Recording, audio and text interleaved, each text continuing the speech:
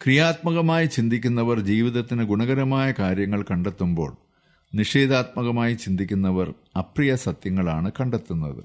നല്ല ചിന്തകൾ ജീവിതത്തെ സൗഭാഗ്യപൂർണമാക്കുന്നു.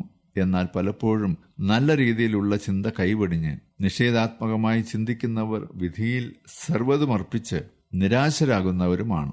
നിഷേധാത്മക ചിന്തകളെ ക്രിയാത്മകമായി മാറ്റുകയും അതുവഴി മനസ്സിന്റെ മനോഭാവത്തിൽ മാറ്റം വരുത്തുകയും ചെയ്താലേ ശ്രദ്ധേയമായ ജീവിതം നയിക്കാനാവൂ. പ്രത്യാശയ്ക്ക് വകയില്ലെന്ന വിശ്വാസത്തോടെ, ഭാവി ഇരുളടഞ്ഞിരിക്കുന്നുവെന്ന ചിന്തയോടെ സ്വയം നശിക്കുന്നവർ നൈരാശ്യം ബാധിച്ചവരാണ്. തെറ്റായ വിശ്വാസങ്ങളും പെരുമാറ്റങ്ങളുമാണ് അവരുടെ ഈ നൈരാശ്യത്തിന് കാരണമാകുന്നത്.